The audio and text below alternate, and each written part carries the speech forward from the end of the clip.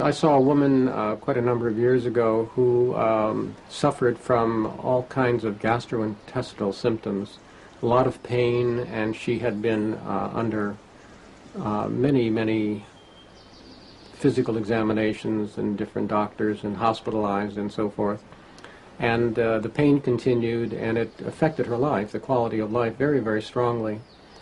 And she came in for the initial session, and we talked about, her life, and it was clear that she had an out-of-control pusher.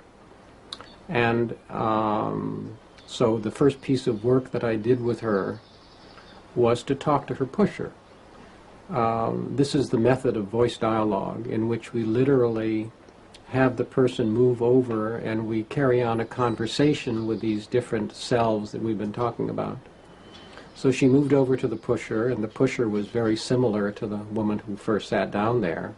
She was very busy, and she was always moving, and her agenda book was filled up full time, and she was a driven woman.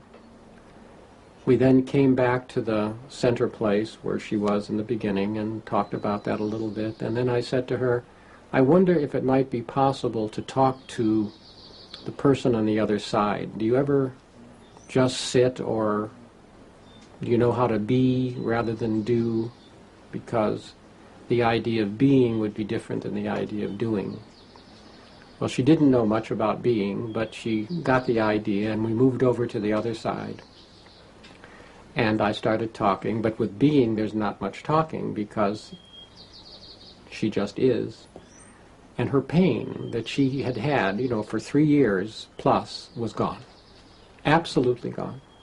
I mean, 24 hours a day, 7 days a week, 3 years, severe pain in the abdomen was absolutely gone.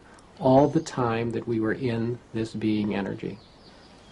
After a little while, I take her back to the center place, back to the pusher then, pain is back.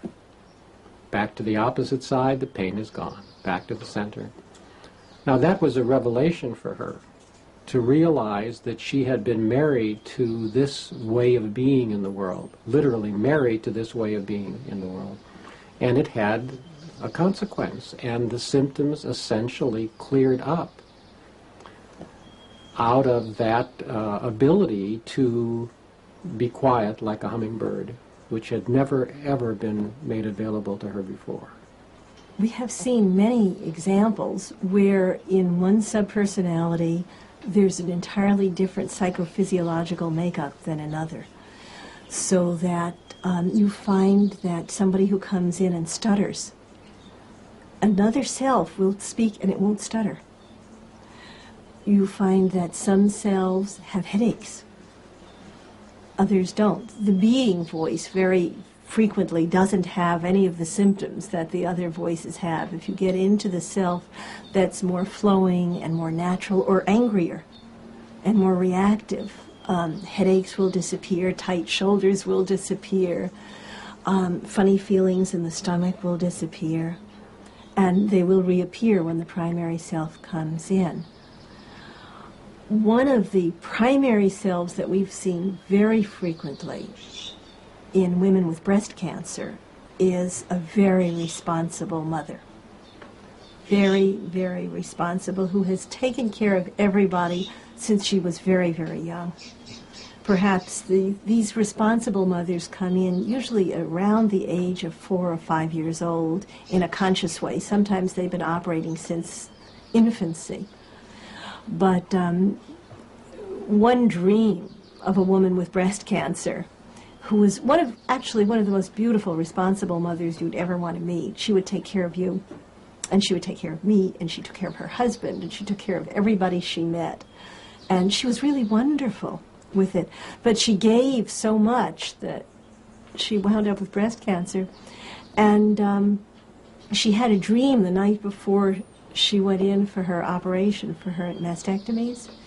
And the dream was that there were 2 huge gorillas, and one was eating each breast. And she felt that that was truly a picture of what her primary self, that responsible mother, had done to her. I've heard of other women who've had breast cancer have said, okay, they've taken my breast off, I don't have to give to anybody anymore. And the loss, literally the loss of the breast, signals the end of that primary self, where they've literally said, I've done enough for everyone, now it's time to take care of myself. Are you saying that the primary self actually, or the disowned self, actually caused the cancer? I wouldn't go so far as to say that, but there seems to be some relationship. And there are some particular primary selves that we do see associated with particular kinds of illness.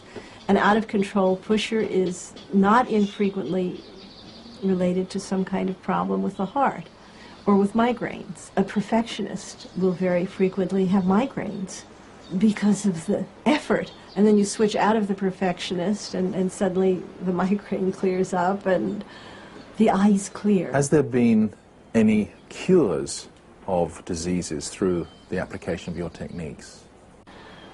I don't like to claim anything like that, but we certainly have seen that people who have separated from primary selves have lost particular symptoms that were troubling them earlier. You can almost tell when the primary self comes back. I remember for a period working with a woman who had a totally out-of-control inner critic. We've talked about this inner critic, and the inner critic can give lots of symptoms, lots of physical symptoms, because it's on you all the time. It's like the vultures eating your liver. And this woman, whenever her critic got out of control, would develop intractable headaches, absolutely intractable headaches. And when we would work with her critic and separate her from the critic, the headaches go away.